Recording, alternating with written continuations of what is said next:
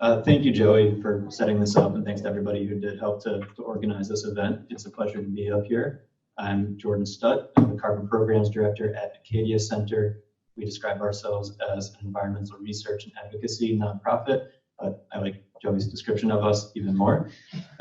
We've been focused on TCI for a while now. A few years ago, we brought together a group of advocacy organizations to start thinking through what we can all do to help advance this regional effort, help to shape it. And since then, we've seen a whole lot of growth and interest around this program, and a lot more groups coming to the table. So it's been really exciting for us. And at Acadia Center, we're really looking at TCI through the lens of the broader transportation challenges that we see in the region.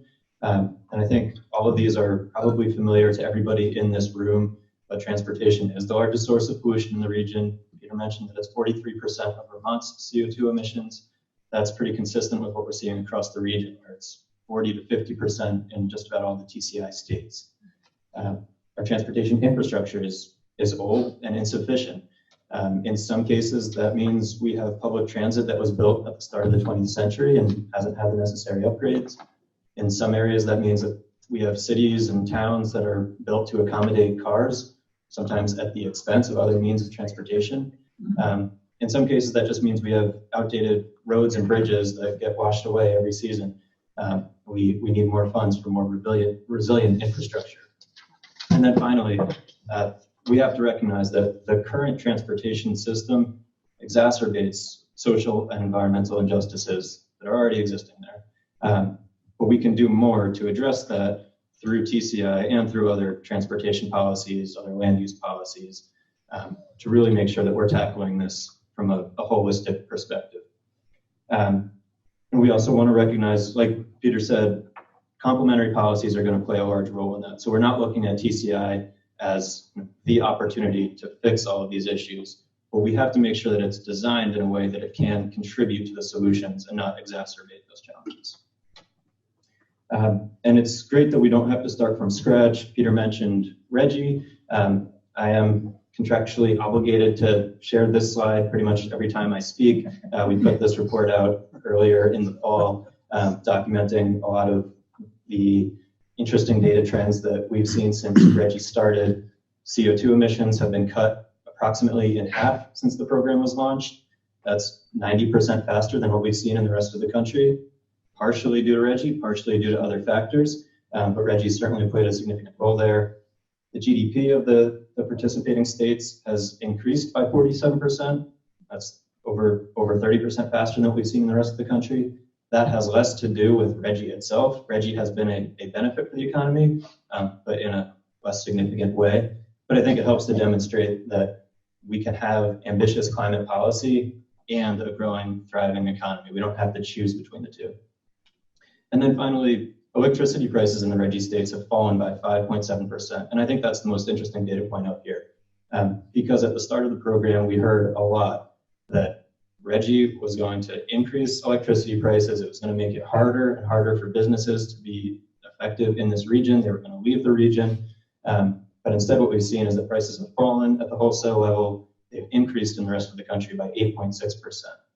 That's partially because Reggie has helped generate funds for investment in energy efficiency programs and other programs that help us reduce pollution while creating jobs and reducing energy bills. So moving on from that, I think it's important that we take lessons away from the Reggie experience. Some of those things can be directly translated to the transportation sector through TCI in terms of the program design. Some things we have to think through in a very different way. Some of those challenges we can address at the regional level. Some really need to be handled at the state level to get into the specific solutions. So I want to talk a little bit about what's happening at the regional level. We are seeing a lot of different stakeholders coming together to voice their opinion on TCI. We've seen that at the state-hosted events across the region. We've seen that at individual state events. I know there have been some across Vermont. advocates are stepping up to pull together forums to have discussions like this all over the region. And if folks in the room haven't yet, I would suggest checking out the input forum on the TCI website. Got a link to it in the slides here. I think these will be posted, but I'm not sure. But I would encourage everyone in this room, if you have thoughts on the TCI program or what the states are doing to address transportation pollution, to make your voice heard there. We're seeing a lot of input there from all across the spectrum, whether folks are accepting that climate change is a challenge we have to address, or if they're in complete denial of that. So your voice is important there. And we're seeing a lot of non-traditional partners finding common ground here. So I put a few headlines up there. It was nice to see a lot of our environmental allies in Massachusetts working with some business partners, including Associated Industries of Massachusetts. Associated Industries of Massachusetts is a group that we often go head-to-head with when it comes to clean energy and climate policies, but they're on the same page here, primarily because they see this as a necessary opportunity to start investing in more modern transportation solutions to help employees get to work, to help businesses hire better, to help move goods around the region more effectively. We're seeing input from electricity generators and electric utilities. This is more obviously good for them. They want to sell more electricity. They want to help that transition to an electrified transportation sector. We're also seeing some interesting input from partners we haven't really considered partners in the past, like Shell, for example. Shell is of the super majors, the major petroleum giants, probably moving fastest in terms of a pivot to a clean transportation future. It's kind of hard for me to say that, but they have invested in EV charging infrastructure, so they want to make the most of that investment, and they see TCI as a way to accelerate that transition. We've seen GM submit comments that really highlight just why they think a program like TCI can help us make that transition in a cost-effective way. So it's really encouraging to see big players like that looking at this program as an important tool. And then at the state level, I just want to highlight some of what's been happening in Massachusetts. We at Acadia Center have been working with T for Mass, Transportation for Massachusetts, a big transportation coalition in the state, and the Green Justice Coalition, which is a group of environmental justice groups and labor groups to pull together a forum for stakeholders to talk through TCI and to make sure that we're doing so in a way that balances environmental interests with the transportation community's interests and EJ and labor interests.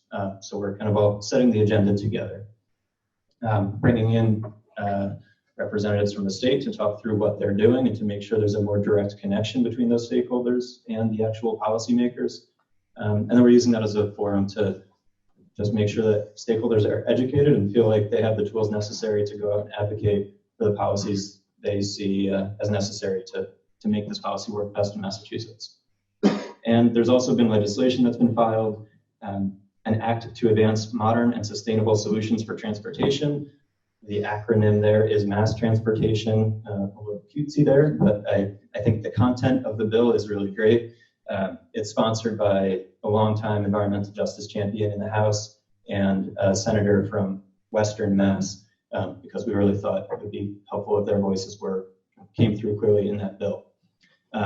And that bill does two things that I think are very important. It designates categories for how TCI proceeds would be invested in the state to make sure that it's helping us address carbon and co-pollutant emissions. And it also creates a stakeholder investment board, which creates seats for low-income consumers, EJ communities, labor groups, in addition to business groups and others who are more frequently at the table, just to make sure that when decisions are made about how proceeds are invested, the communities that are too often underrepresented now have a seat. So we want to make sure that that's something that's incorporated in however Massachusetts decides to go forward with this. And then moving on to an issue that hasn't been part of the public dialogue as much yet, but will be soon, as Peter alluded to, the CAP. It's really central to the success of this program. We've seen how important the CAP setting process is in Reggie. So we hope there will be some lessons learned in the TCI space. But again, this will be decided based on a mix of a bunch of factors. For us, it's easiest to focus on climate ambition and looking at where our economy-wide GHG targets say that we need to be in 2030 or 2032, looking at the share of those emission reductions that need to come from the transportation sector. But we recognize that there are other important considerations like consumer costs, like economic impacts, job creation. Really glad to see that public health impacts will be part of the conversation in the TCI modeling. And then we also have to recognize that we need to see multi-state consensus here. And each state in this region has a very different transportation reality. So making sure that this is something that can work across state lines is hugely important. With that being said, we, as part of our transportation future, the coalition of groups working on TCI, have submitted comments in favor of a cap that declines from 2022 to 2032 that reduces emissions from the transportation sector by 40%. We've identified that as something that is aligned with the economy-wide targets across the region. That might be ambitious, it might be doable. We'll know a lot more once we see the modeling results in a couple of weeks. But there's going to be something in between that point and the business as usual trajectory, which you see there in blue, which shows that we will reduce emissions to some extent without TCI, but we certainly want TCI to be a driver of additional emission reductions.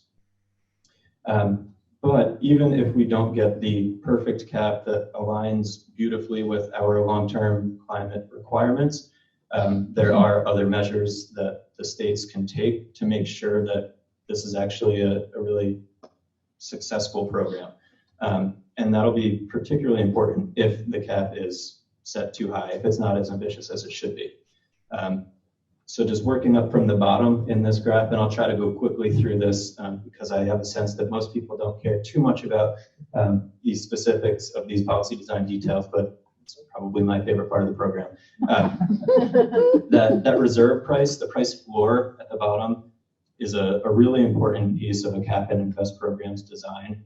You can kind of think about it like an eBay auction, where it's an auction, the price is set based on demand for whatever that product is, but you can set a price at which you're not willing to sell that product unless it's above that level. So that's what the price floor is like. If the price is below a little under $3 in the case of Reggie, no allowances will be sold. So that helps to preserve that price signal, make sure that there is revenue coming in through this program for reinvestment. The next line up, that emissions containment reserve, the dashed blue line, is something new that the Reggie states are going to implement starting in 2021. I think it's a really important innovation. This hasn't been done in any other cap and invest program. But what it does is essentially take allowances out of supply if the price is low. So that means that if we're achieving emission reductions faster than expected at lower costs than projected, we can kind of ratchet up the environmental ambition of the program. So that's something that I really hope will be part of the final TCI program design. And then on the flip side, at the upper end of the price scale there is the cost containment reserve. That's that dotted red line. If the prices get too high, additional allowances will be sold. In the Reggie case, they add additional allowances when that happens without an equal reduction in supply in future years. So I think it's important that if there is a cost containment reserve in TCI, that the price is set very high, so it only comes into play when it's really necessary. And then second, that any allowances sold through the CCR, the cost containment reserve, are reduced from future year supply. And then probably more important than all of those is just the periodic program reviews. This is something that's been done in Reggie every 3 to 4 years. I think it's crucial that there's something like this built in TCI, because chances are the states won't get everything right the first go. So having a few years to evaluate how the programs worked, what's been really successful, what needs improvement, and then being able to make those changes, I think is going to be critical. We've seen how valuable that's been in Reggie. And then ultimately, I think the most exciting part of TCI is that it will create a lot of funds for investment in all kinds of clean transportation solutions. Those investments, those decisions will be made at the state level. We hope there will be some guidelines at the regional level to guide that investment and make sure there are consistent goals. But ultimately, again, that's a state decision. You all in this room know a lot more about these specific transportation needs in Vermont than I do, so I'm not going to speak any more about that, but excited to hear more from Senator Rash and from those in this room about that conversation. Next steps. Thank you.